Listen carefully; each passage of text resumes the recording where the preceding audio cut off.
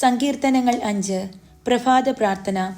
കർത്താവേ, എൻ്റെ പ്രാർത്ഥന ചെവിക്കൊള്ളണമേ, എൻ്റെ നെടുവീർപ്പുകൾ ശ്രദ്ധിക്കണമേ.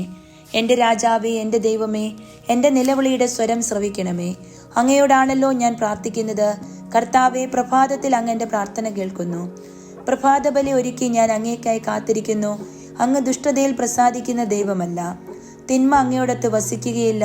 അഹങ്കാരികൾ അങ്ങയുടെ കൺമുമ്പിൽ നിൽക്കുകയില്ല. അധർമ്മികളെ അങ്ങ് വെറുക്കുന്നു. വ്യാജം പറയുന്നവരെ അങ്ങ് നശിപ്പിക്കുന്നു. രക്തദാഹികളെയും വഞ്ചകരെയും കർത്താവ് വെറുക്കുന്നു. എന്നാൽ അവിടുത്തെ കാരുണ്യാതിരേകത്താൽ ഞാൻ അങ്ങയുടെ ആലയത്തിൽ പ്രവേശിക്കും. ഭക്തിപൂർവം ഞാൻ അങ്ങയുടെ വിശുദ്ധ മന്ദിരത്തിന് നേരെ പ്രണമിക്കും.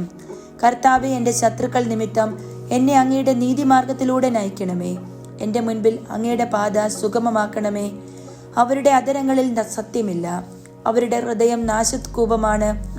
അവരുടെ തൊണ്ട തുറന്ന ശവക്കുഴിയാണ്. അവരുടെ നാവിൽ മുഖസ്തുതി മുറ്റി നിൽക്കുന്നു. ദൈവമേ, അവർക്ക് കുറ്റത്തിനൊത്ത ശിക്ഷ നൽകണമേ.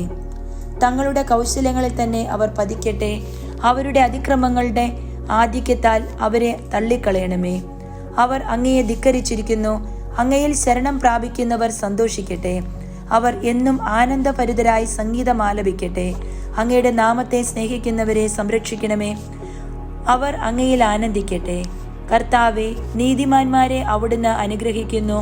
പരിച കൊണ്ടെന്ന പോലെ കാരുണ്യം കൊണ്ട് അവിടുന്ന് അവരെ മറയ്ക്കുന്നു.